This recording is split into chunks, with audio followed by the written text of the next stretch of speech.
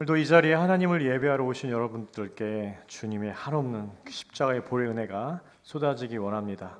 하나님과 관계가 서운해진 분이 있다면 이 자리에서 하나님을 예배하다가 하나님과의 예배의 관계 속에서 회복되는 역사가 있기를 원합니다. 우리 다 함께 일어나셔서 하나님께 찬양 올려드리도록 하겠습니다.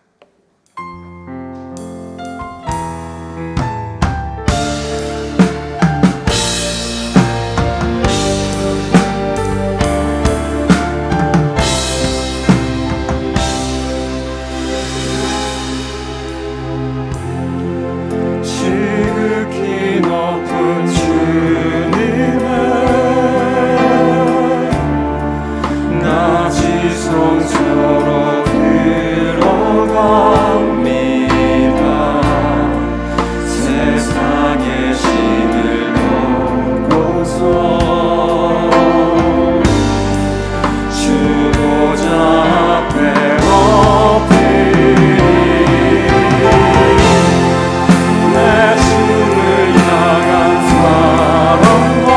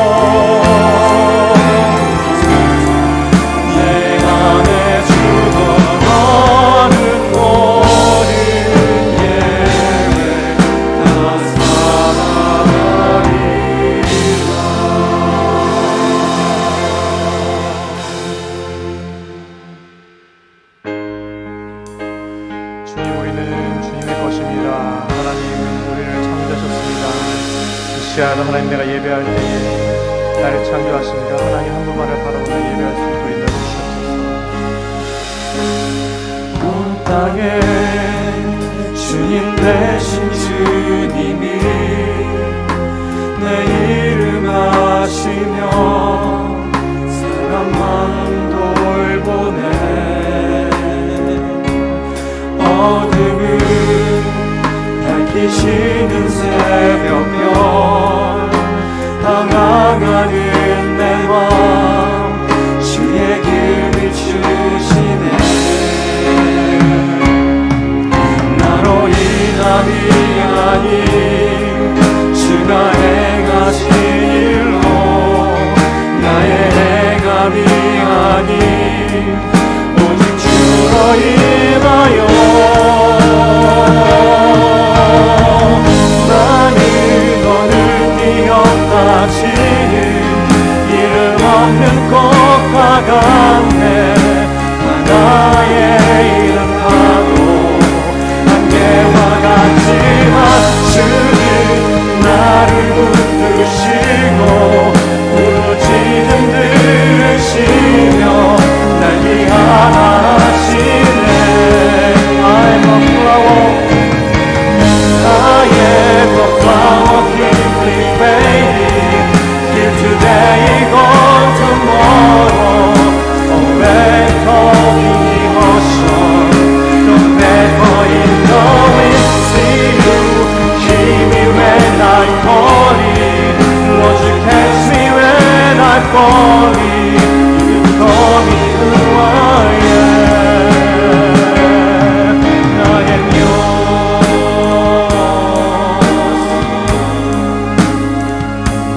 I am yours.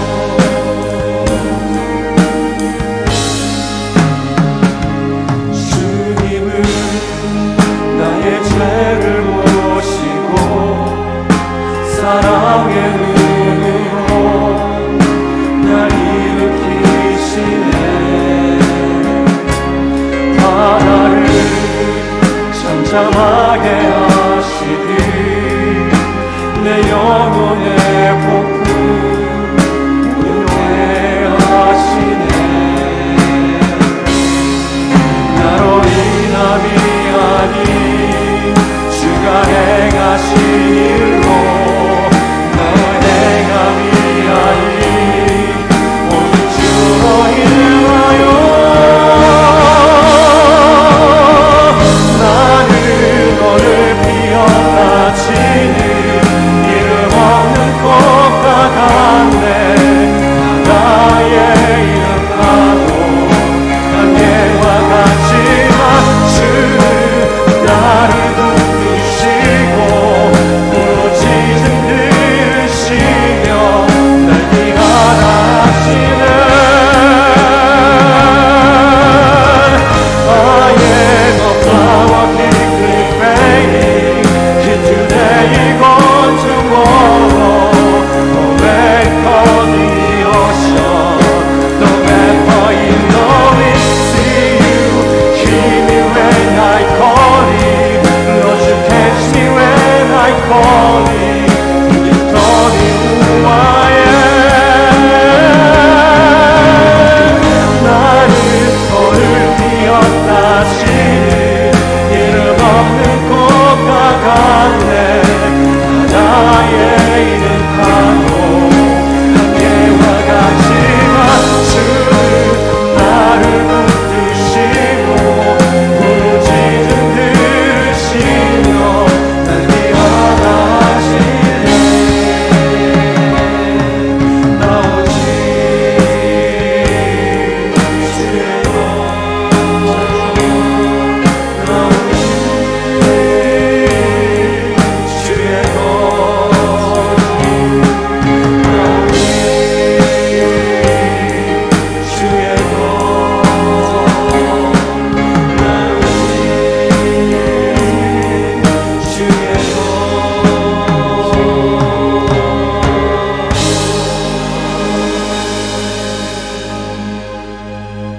네, 우리는 주님의 것입니다. 우리는 주님의 것입니다. 아멘. 저희 아버지가 저에게 했던 말 중에서 아직도 기억나는 말이 있어요. 저희 아버지는 소천하셨거든요. 저희 가정이 조금 불우했습니다. 저희 아버지가 나는 너를 광야에 버렸는데 너희 하나님이 너를 키웠구나, 이 말씀하셨어요.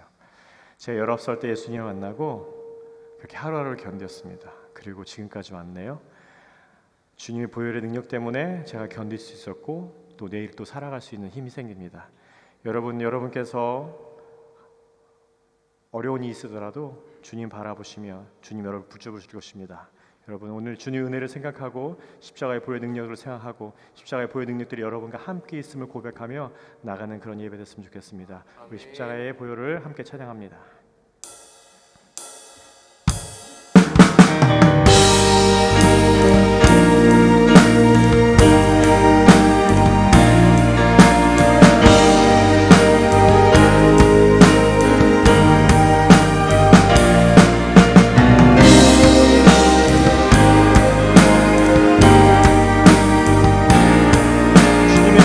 바라봅니다.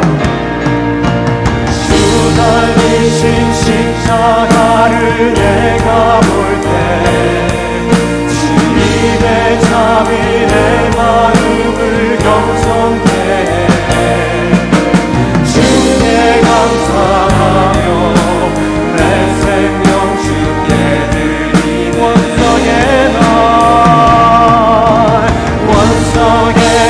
look upon the cross where you died. I'm humbled by your mercy and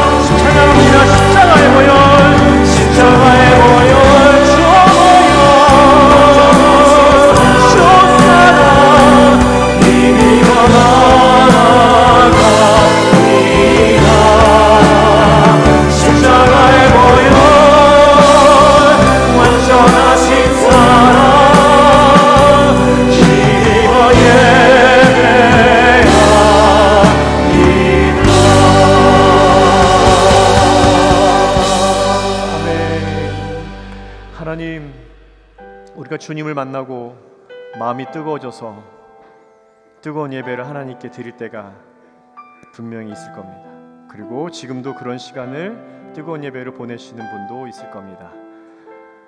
하지만 우리 가운데 조그만 일이 있거나 또 낙심하는 일이면 언제나 그렇듯이 우리가 하나님께 예배드리는 마음들이 식어지기도 합니다. 그래서 우리는 언제나 십자가를 의지하고 주의 보혈이 우리 가운데 언제나 있기를 소망하고 기도합니다. 우리 가운데 하나님, 내 마음이 지금 하나님 관계에 서운하고 있다면, 서운해진 관계가 있다면 하나님 주의 보혈 능력으로 다시 한번 나를 안아주시고 흘려보내 주시옵소서. 내가 다시 한번 하나님께 온전한 예배자로, 온전한 찬양으로 하나님께 드리기 원합니다. 이런 고백 기도를 드렸으면 좋겠습니다. 또 우크라이나 전쟁에 하나님 빨리 개입해 주셔서 그 땅에 평화가 오게 해주시고 악한 자 생각이 흩어지게 해주시고 아버지 하나님 그 마음들이, 악한 마음들이 바람에 나온 겨처럼 날아가게 하시고 하나님의 선한 마음이 그 땅 가운데 부어질 수 있도록 인도해 기도해 주십시오. 또 아버지, 오늘도 저 북녘 땅의 지하교회와 또 숨죽여 들어가는 예배를 드리고 있는 모든 성도들에게 하나님 오늘도 그 예배를 받아주시고 하나님 영광 받아주시옵소서. 함께 기도를 하겠습니다. 세상 만물의 창조주이시며 우리 모두의 아버지이신 하나님, 저희가 오늘도 주님 전에 나와 경배와 찬양을 올려드립니다. 우리는 지난 한 주간도 주님을 향한 섬김과 감사보다는 각자의 삶의 무게에 지쳐서 혹은 세상의 것들에 미련을 놓지 못하여 뜻대로 되지 않음을 원망하는 기도들만 드리진 않았는지 되돌아봅니다.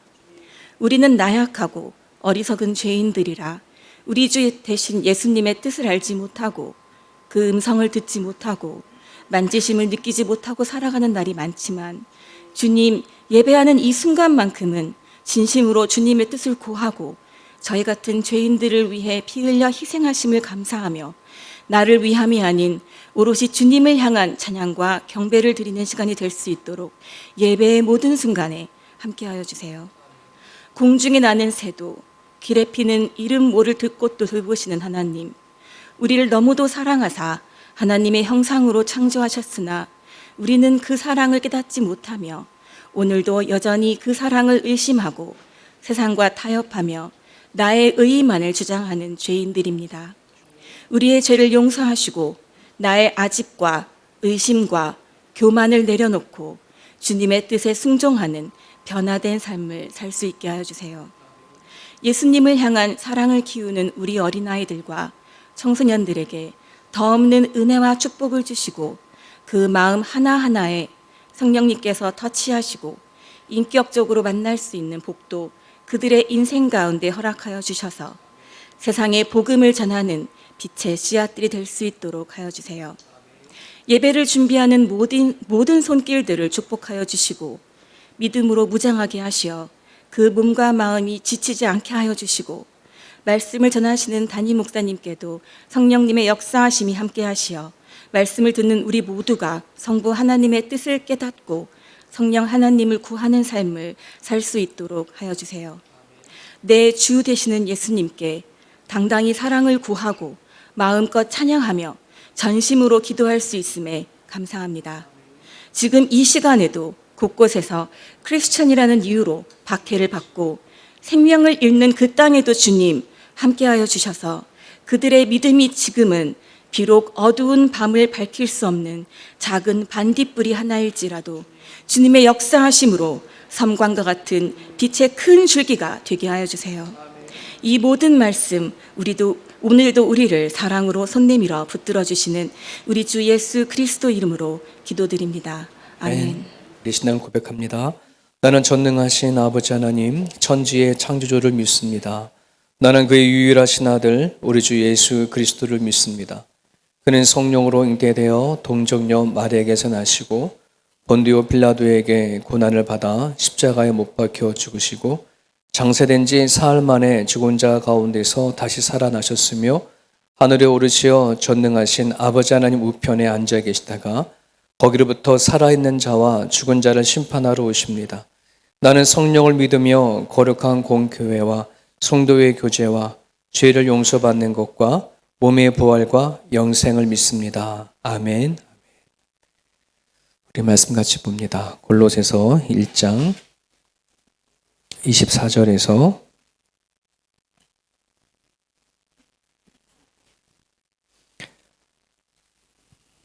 29절까지 같이 보겠습니다. 골로새서 1장.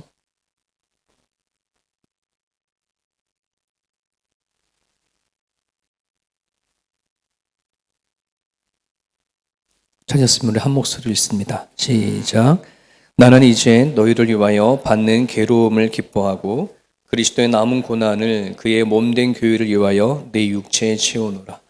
내가 교회의 일꾼 된 것은 하나님이 너희를 위하여 내게 주신 직분을 따라 하나님의 말씀을 이루려 함이니라. 이 비밀은 만세와 만대로부터 감춰졌던 것인데 이제는 그의 성도들에게 나타났고 하나님이 그들로 하여금 이 비밀의 영광이 이방인 가운데 얼마나 풍성한지를 알게 하려 하심이라. 이 비밀은 너희 안에 계신 그리스도시니 곧 영광의 소망이니라. 우리가 그를 전파하여 각 사람을 권하고 모든 지혜로 각 사람을 가르침은 각 사람을 그리스도 안에서 완전한 자로 세우려 함이니 이를 위하여 나도 내 속에서 능력으로 역사하시는 이의 역사를 따라 힘을 다하여 수고하노라. 아멘. 저희들은 지금 골로새서를 계속해서 보고 있습니다. 바울이 로마 감옥에 있었을 때에 이제 골로새 교회에게 보내는 편지의 내용들이거든요.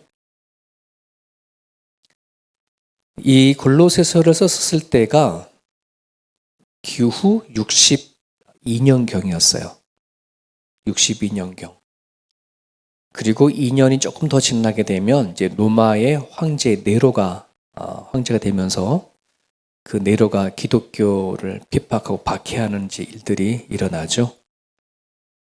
그러고 나서는 한 1년이 지나 한 65년도경에 로마의 그 네로 황제가 기독교를 핍박하고 박해하는 가정 가운데 본때를 보여주기 위해서 이 바울을 죽이는 과정에 나옵니다. 그래서 바울은 이 편지를 쓰고 나서 한 3년 정도 지나서 순교를 하게 되어집니다.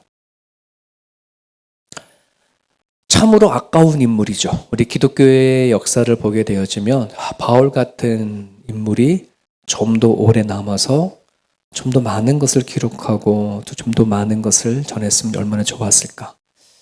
하나님이 글을 써서 큰 그릇을 삼으셨는데 참 너무나 이제 그분이 하셨던 사역과 그분이 가지고 있는 지식과 경험에 비하면 참 빨리 하나님의 품에 안겼다 이런 생각을 좀 해보게 되어집니다. 억울한 죽음이기도 하죠. 그 당시에 나쁜 짓을 해가지고 사형당한 것도 아니고 복음을 전하다가 순교를 했으니 우리 기독교적 입장에서는 되게 이제 아픔이 있는 겁니다. 자, 그런데 오늘 말씀을 보게 되면 그런 상황 속에서도 바울은 골로새 교인들에게 이렇게 편지를 써요. 나는 이제 너희를 위하여 받는 괴로움을 기뻐하고 기뻐하고 그리스도의 남은 고난을 그의 몸된 교회를 위하여 내 육체에 채우노라. 여러분, 이 의미는 이제 아시겠죠? 내 육체에 채운다는 말은 정말 내가 지금까지 살아오는 모든 삶들 내가 감당하겠다.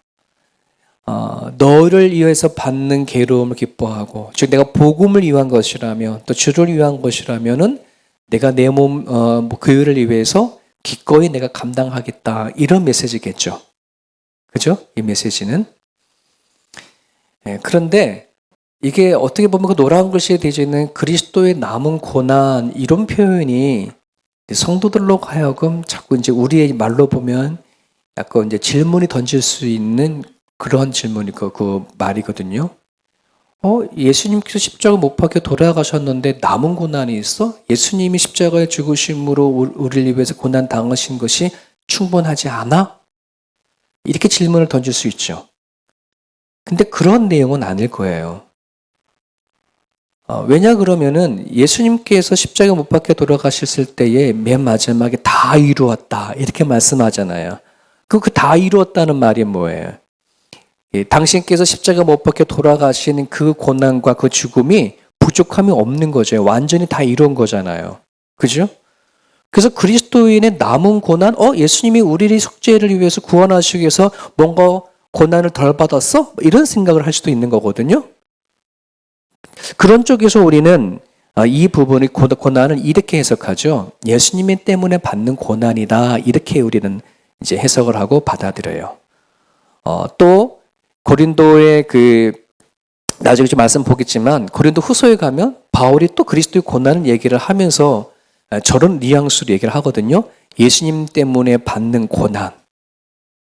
네, 이거 얘기를 하거든요.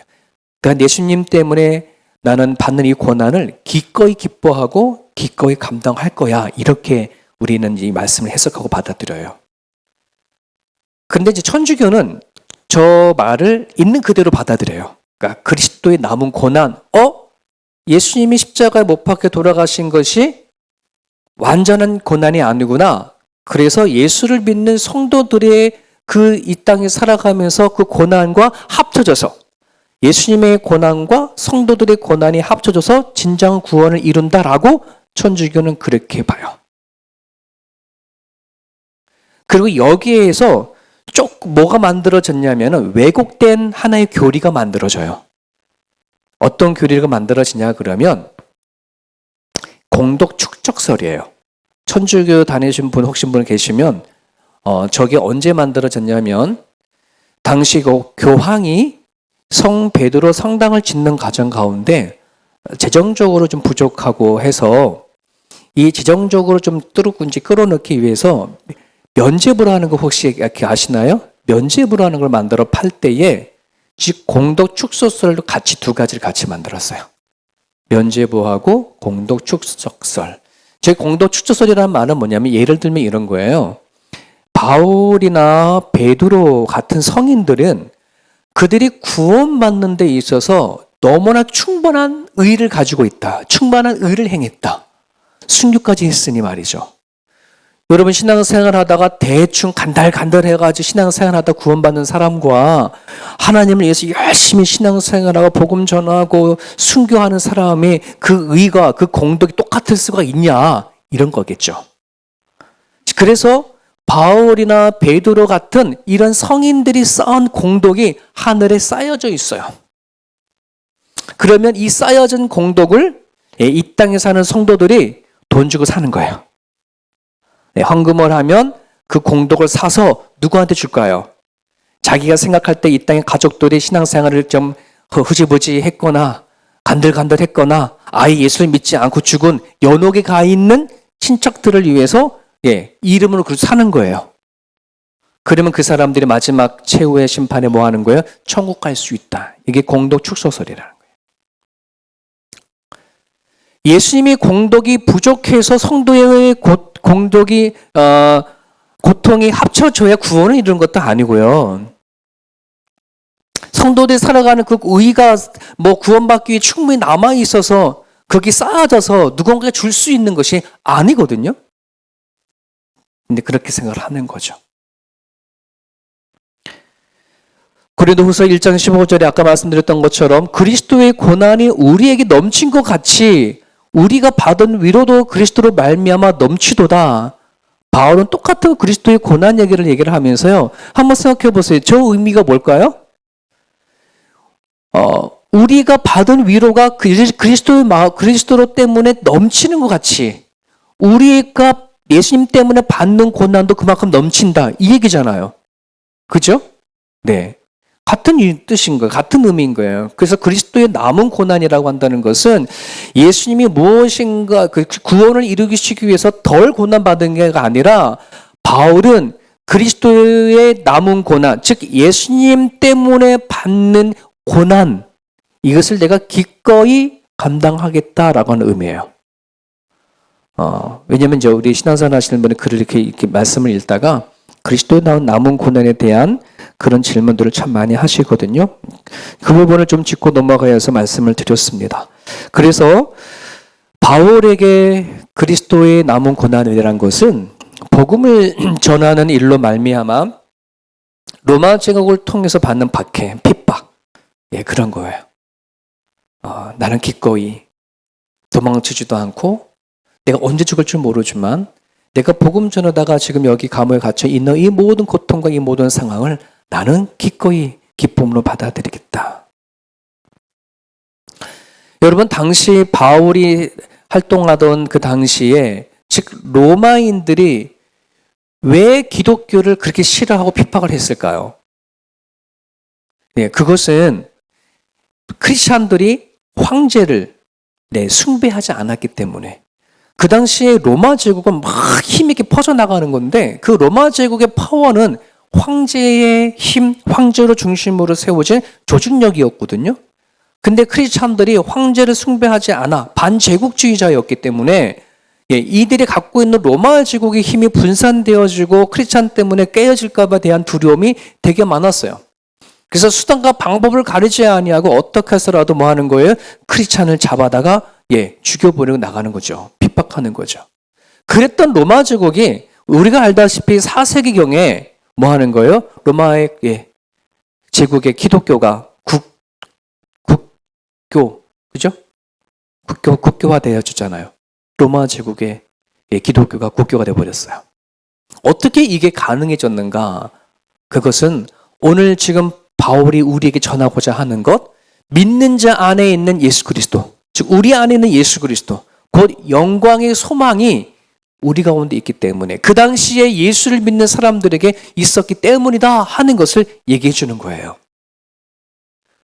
그게 구체적으로 어떤 거냐면, 자, 로마 제국이 크리스찬들을 잡아다가 어디에다 죽이기 시작했냐 그러면 콜로세움이라고 하는 원형 경기장에다가 예수 믿는 사람을 무조건 잡아다가 저렇게 죽여주는 과정인데, 여러분 원형 경기장이 주로 하는 경기가 뭐예요? 여러 가지 많은 일들, 검투사라고 혹시 들어보셨죠? 그죠?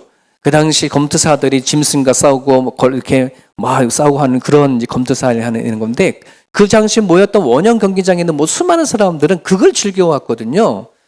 네. 사자가 위에서 죽는 거, 싸우는 거, 이것에 대한 쾌락을 맛보려고 저렇게 경기장을 펼쳤거든요. 저 경기장의 하이라이트가 뭐냐 그러면 이제 예수 믿는 사람들 잡아다가 굶주린 사자에다가 먹히게 하는 거예요. 자, 그럼 로마인들은 생각하기를 저 사람들이 굶주린 사자들이 달려들 때에 도망을 치고 막 살려고 바둥바둥 치고 하는 그것이 심하면 심할수록 뭐하는 그들에겐 쾌락과 즐거움을 태워 있는데, 이게 봐라. 그들이 생각했던 것과는 너무나 다른 거예요. 크리스찬한테 저렇게 또로로리 모여가지고서는 뭐 하는 거예요? 서로 의지해서 기도하고 찬양하고 조금만 버티자. 사자한테 물려 죽을지라도 이제는 조금만 죽음 견디면 우리는 누굴 본다? 하늘나라에 올라가서 같이 영원히 산다. 그 믿음을 가지고 도망을 가지 않네? 기꺼이 사자가 물리는 그 입에 그냥 자기의 목숨을 뭐 하는 거예요? 내어주는 거예요. 로마인들이 재밌겠어요? 안 재밌겠어요? 재미가 없는 거예요. 저게 뭐지? 하는 거예요. 수천 명을 원형 경기장에 들여서 그 사자의 밥을 되게 만들어 버리는데, 이 사자들이 그들을 그냥 먹이처럼 먹었는데도 아무런 반응이 일어나지가 않아? 로마인들이 충격을 도리어 받았어요. 저들이 누구지? 뭐하는 종자지? 어떻게 저들의 죽음 가운데 안에서도 노래를 할 수 있고 서로 간에 기도를 할 수 있고 붙잡고 기꺼이 죽음을 맞이하지? 자신들에게는 죽음이라는 게 가장 최고의 공포스러운 것인데 어떻게 무엇 때문에 저들에게는 저런 죽음을 기꺼이 맞이할 수 있는 마음이 있지? 네. 지금 바울이 전하고자 하는 것은 예수 그리스도 때문에 그렇다. 주님을 통해 오는 소망이 그들에게 있다. 너희들은 다 감추고 너희들은 다 모르지만 그것을 받은 사람만은 안다. 그 얘기를 하고는 거예요. 여기서 비밀이 뭐예요? 그래서 예수 그리스도, 우리 안에 있는 예수 그리스도, 예수님 통해서 얻어진 소망, 이것이 비밀이라는 말이에요.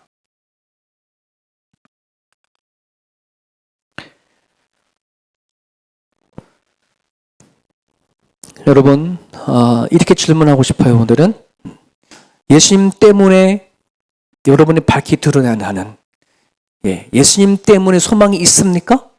이렇게 질문하고 싶은데 밝히 드러나는 소망이 있느냐고 묻고 싶은 거예요. 내가 드러내고 싶은 소망. 내 안에 있는 예수님이 다 있죠. 내 안에 감춰져 있는 예수님이 계시죠. 하지만 이 소망이 이제는 내가 살아가는 삶의 현장 가운데 드러낼 수 있는 소망이 되어줄 수 있기를 간절히 바라요. 누가 보더라도 당신에게는 예수 그리스도 소망이 있군요. 누가 보더라도 당신은 정말 예수 그리스도가 그들 마음에 있군요 라고 하는 그 소망이 우리 가운데 있기를 바라요. 내가 살아가는 가정이든 일터이든 내가 누구를 만나든 저 사람은 저렇게 말하고 행동하는 가정 가운데 예수님에 대한 소망이 그한테 있구나. 왜 돈을 벌고 왜 살려고 하는지, 무엇을 위해서 저렇게 애쓰고 노력하고 발버둥을 치는지, 여러분 그것을 예수님의 소망 때문에 안다라고 한다 그러면 정말 여러분들 마음 안에는 살아계신 예수 그리스도가 계신 거예요. 바울이 자신의 목숨이 얼마 남지 않은 상황 가운데 안에서도 자신의 고통과 핍박을 하는 기쁨으로 받아들이고 그리스도의 남은 고난, 예수님 때문에 받는 이 고통을 나는 기꺼이 감당하겠다. 이게 어떻게 가능했냐? 우리가 바울을 알잖아요. 예수를 믿는 사람들을 잡아다가 신성 모독죄로 처벌했던 사람이 바울이었잖아요. 근데 그 바울을 누가 찾아왔어요? 예수님이 길가의 도상, 다메섹 도상에서 찾아와 주시고 만나 주셨어. 바울이 예수님을 통해서 뭐 하는 거예요? 예수님이 어떤 분인지 명확하게 아는 거예요. 왜 그들의 목숨을 아끼지 아니하고 예수님을 믿으려 했는지를 알게 되어지고, 살아계신 하나님이 예수님을 통해서 어떤 일을 했는지도 알게 되고, 자신을 왜 불렀는지를 예수님이 찾아오심으로 깨닫게 되어지니 이 세상 살아갈 때 만나게 되는 수많은 갈등과 고민들, 여러분 바울은 하루아침에 예수를 만난 그게 아니고요. 바울도 나름대로의 삶에 대한 고민과 갈등이 참 많았었거든요. 그 바울의 개인의 역사가 우리는 잘 몰라서 그렇지, 바울이 살아왔던 개인의 역사를 보게 되었지만 그 안에 참 많은 갈등과 고민을 했던 사람 중에 한 사람이에요. 근데 예수님 안에 그것이 해결되는 거예요. 내가 태어나고 살아가고 갈등하는, 고민하는 그 모든 것들이 예수님 안에 답을 얻게 되어지니 자신감이 생기는 거예요. 확신이 생기는 거예요. 하나님은 나를 통해서 일하시고 계시는구나. 여러분들에게 그 확신이 있기를 축복합니다.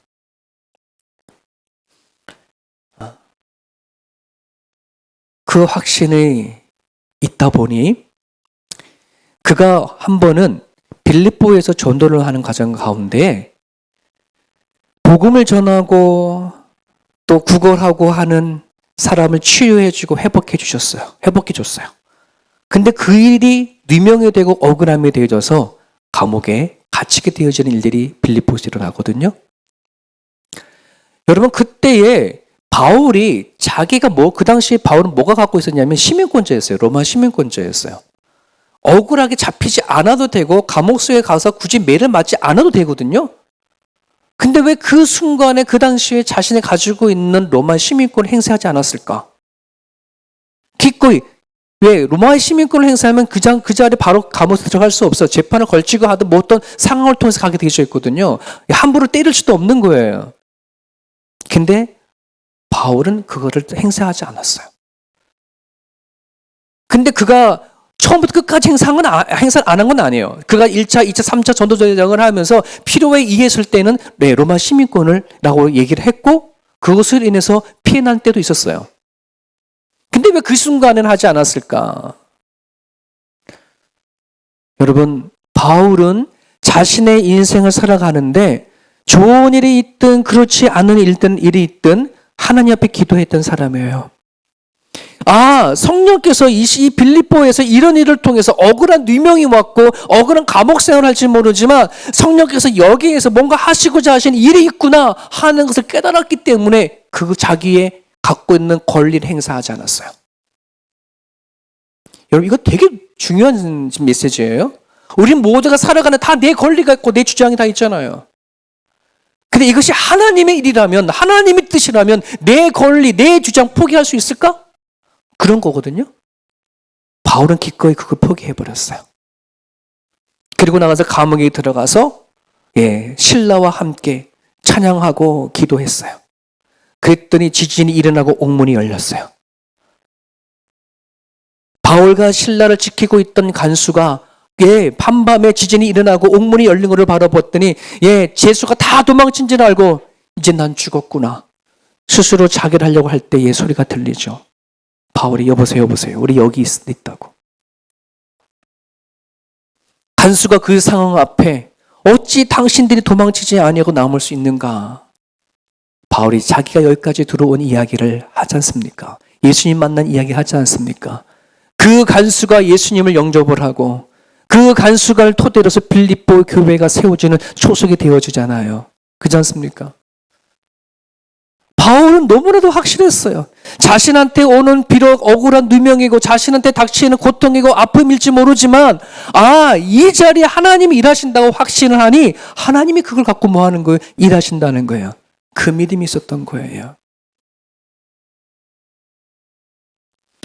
예수님 때문에 받는 거, 예수님 통해서 일하신다고 하니 기꺼이 그가 받는 고난도 그 아픔도 뭐요? 하나님 앞에 찬양하고 기도하고 나가는 거예요. 내 권리가 내 주장이 얼마든지 할 수 있을지 모르지만 내려놓는 거죠. 말씀 묵상하면서 내가 왜 목사가 되었을까? 여러분 집사가 됐어요? 왜 권사가 되고 장로가 됐어요? 교회도 줬으니까요. 그겁니까? 저는 뭐 신학교에서 공부했으니까 신학교에서 교단에서 줬으니까 목사가 됐나? 이거와 똑같은 건가요? 오늘 바울은 뭐라고 고백하냐면 내가 일꾼이 되어진 것은 내가 직분이 되어진 것은 하나님이 감춰줬던 비밀이었고 그 비밀이 어떤 비밀이었느냐? 바로 이거였어요. 하나님의 말씀을 이루려 하신 것이고 우리가 받은 은혜, 하나님의 예수님을 통해서 주신 그 은혜가 얼마나 풍성한 것인지 알게 하기 위한 비밀이었구나. 그것을 위해서 나를 일꾼으로 세웠구나. 그것을 위해서 내가 목사로 세웠고 집사로 세웠고 장로와 권사가 되어줬구나. 여러분, 세움교회에서 여러분들을 직분을 준 거 아니에요. 여러분 그렇게 생각한다 그러면 그 직분을 그냥 우습게 생각해 버리는 거지. 그렇지 않습니까? 성경에 보세요. 우리가 갖다 있는 모든 직분이 하나님이 주시는 거예요. 사람을 통해서 믿으시면 아멘. 네, 하나님을 통해 주신 직분이다라고 하는 이 직분에 대한 자신감이 있어야 하나님의 말씀을 이루려 하시는 거였구나. 하나님이 나한테 은혜를 풍성하게 알게 하기 위해서 나를 이 자리까지 세우시는구나. 여러분 그래야 그 깨달음이 있어야 주여 나를 도구로 쓰소서. 주여 나를 쓰소서. 나는 길거리에 이름도 모르는 이름도 없는 꽃과 같은 들뿐이라 찬양했어요. 바다에 일어나는 파도와 같은 안개와 같은 존재라고 했어요. 정말 우리들의 인생은 그래요. 이름 없는 꽃과 같고 바다에 있는 파도의 안개와 같고 길거리 돌아다니는 돌멩이와 나무쪽과 같은 우리들의 모습들. 하나님이 쓰신다고 하셨기 때문에 우리는 이 자리에 있는 것이고 그 은혜로 우리는 놀라운 직분을 맡은 거 아니겠습니까? 구약시대에 따라 비교한다면 제사장보다도 선지자보다 예언자보다도 더 높고 뛰어나고 존귀한 것이 성도라고 하는 이름이라는 사실을 여러분 기억하십시오. 독일의 신학자, 20세기 최고의 신학자들 중에 한 사람 뽑히고 있는 칼바르트라고 하는 사람입니다. 장신대 통합측에서는 칼바르트를 많이 다루는데 통합측 신학교에서는 칼바르트를 잘 안 다뤄요. 왜냐면 워낙 개혁주의자이시거든요. 같은 대한예수 장로교회 교단이라 하더라도 합동측은 통합측보다 약간 보수라고 되게 자부심하거든요. 근데 통합 측은 약간 개혁 주장이거든요. 근데 그래서 칼바르트 신학자를 많이 다루어서 하여튼 중요한 것은 제 얘기가 아니고 저 칼바르트에게 5명의 자매가 있었어요. 자녀가 있었어요. 그중에 둘째 아들이 마티아스라고 하는 아들인데 1941년 제2차 세계대전에 일어날 무렵에 이 아들이 알프스 산맥을 넘다가 다리를 헛디뎌가지고 그만 산에서 낭떠러에 떨어져서 죽고 말았어요. 그 당시가 20살이었습니다. 아버지의 뒤를 위해서 신학 공부를 하던 날이었어요. 얼마나 아까워요. 얼마나 아까워요. 그때에 이 칼바르트 아버지가 신학자이시고 하다 보니까 아들의 장례식에 아들을 찾아오신 성도를 향해서 설교자로 섰어요. 그때 칼바르트가 장례 설교할 때에 썼던 본문이 고린도전서 13장 12절이었어요. 우리 같이 한번 읽어볼까요? 시작. 우리가 지금은 거울을 보는 것 같이 희미하나 그때에는 얼굴과 얼굴을 대하여 볼 것이요.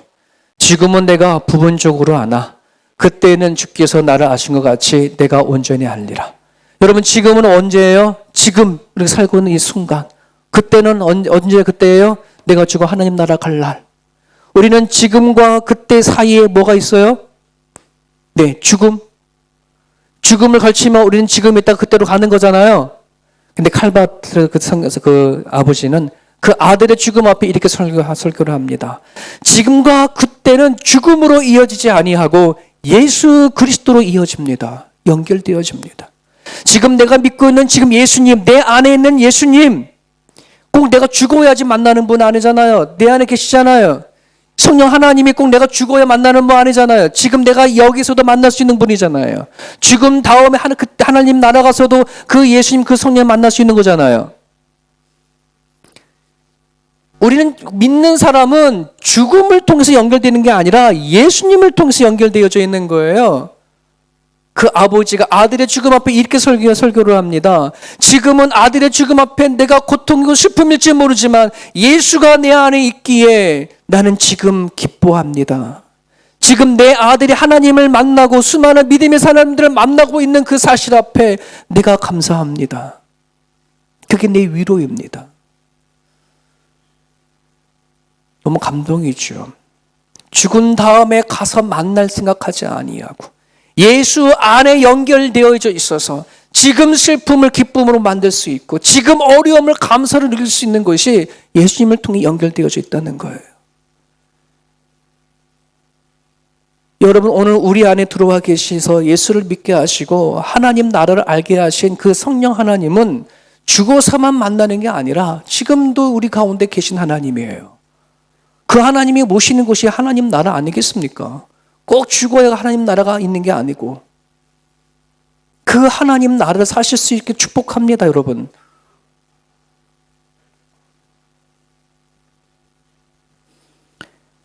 우리는 예수님이 없을 때에 믿음이라는 것이 존재하지 않을 때에는 그냥 고통이 고통이었어요.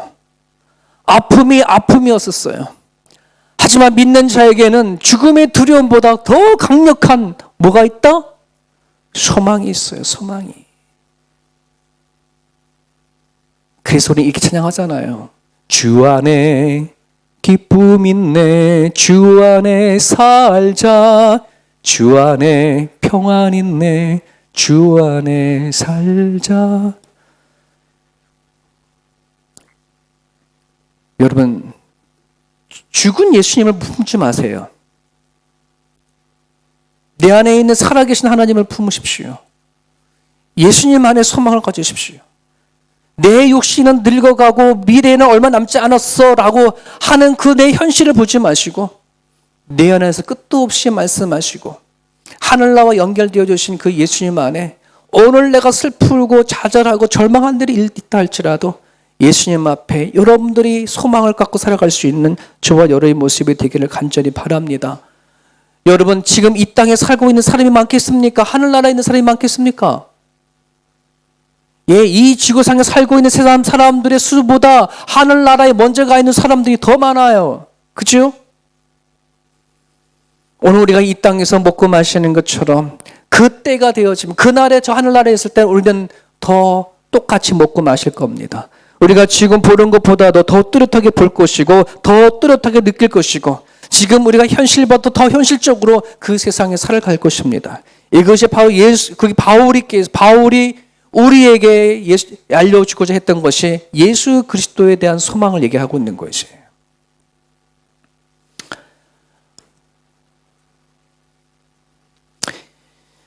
여러분들에게 이 소망이 있습니까? 그런 소망이 있습니까? 예, 그러면 좀 고린도 28절의 본문로 골로새 28절의 말씀인데 바울이 그토록 애쓰고 수고하고 가르치고 전달하면서 바라는 것이 뭔가 우리 같이 한번 읽어보겠습니다. 한 번만 더 시작.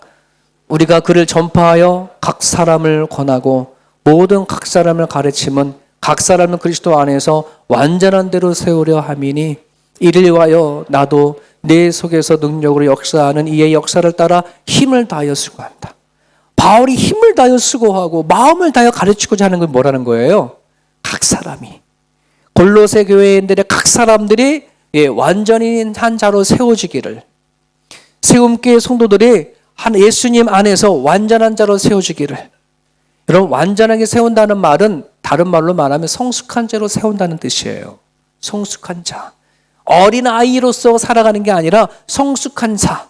하나님을 아는 만큼, 하나님을 더 깊이 만난 만큼 소망은 커지고 확실해지기 때문에 그러거든요. 그렇지 않습니까? 히브리서 5장에 말했던 것, 젖먹의 신앙에서 있는 것이 아니라 성숙한 자가 되어져라. 하나님의 시각으로 세상을 바라보고 하나님의 마음으로 세상을 볼 수 있고, 내 가정 안에든 내 교회 안에든 내 성장한 마음으로 세상을, 사람들을 바라보면 이게 달라지거든요.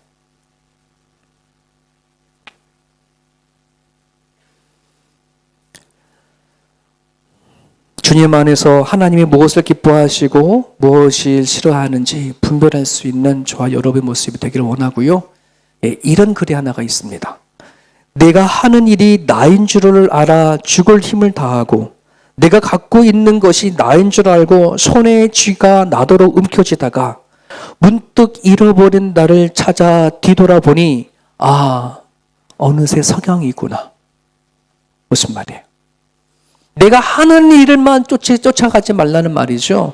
내가 갖고 있는 것이 나라고만 생각하지 말라는 말입니다. 진짜 너가 누군지를 찾으라는 말이에요. 하나님 안에 내가 누군가, 나를 찾아오신 하나님이 누군가를 지금 찾고 살아나가야 갑자기 찾아온 석양 앞에 땅을 치고 후회하지 않아요. 지금이 가장 젊을 때고, 지금이 가장 예쁠 때고, 그렇지 않습니까? 지금이 가장 힘 있을 때 아니겠습니까? 여러분, 잃어버린 여러분들을 예수님 안에 찾으시고 회복해 나갈 수 있기를 바랍니다. 여러분들 지금 살아가는 삶의 현장이 저는 다 알지 못해요. 좋은 일 속에 있는 분도 있고 어려움 상황 가운데 있고 모르겠죠. 어떤 상황 가운데 안에 있든 예수 그리스도 안에 있다면 반드시 그 자리가 소망이 되어지고 하나님이 만날 기회가 되어지고 하나님이 얼마나 여러분들에게 주신 은혜가 큰지를 깨닫게 해주시는 그 자리가 될 줄 믿습니다. 다만 예수님을 꼭 찾으십시오. 예수님 안에 그 환경과 상황을 볼 수 있기를 바랍니다. 우리 같이 기도하겠습니다. 주님 주신 말씀 붙잡고 이 시간 기도할 때에 아버지, 내 안에 찾아오신 예수 그리스도가 얼마나 크고 놀라운 분이신지 알게 해달라고 우리 같이 한번 기도했으면 좋겠고요. 하나님 말씀을 이루려 하시고 나를 찾아오신 그 은혜가 얼마나 풍성한지 알게 하시고자 하시는 그 하나님의 놀라운 비밀을 우리가 알았으니 이제 내가 살아갈 때에 좋은 일이든 좋은 일이 아니든 행복한 일이든 행복하지 않은 그 일이든 그 모든 상황 앞에 내가 흔들리지 않게 해달라고 이 시간까지 같이 한번 기도합니다. 하나님 아버지,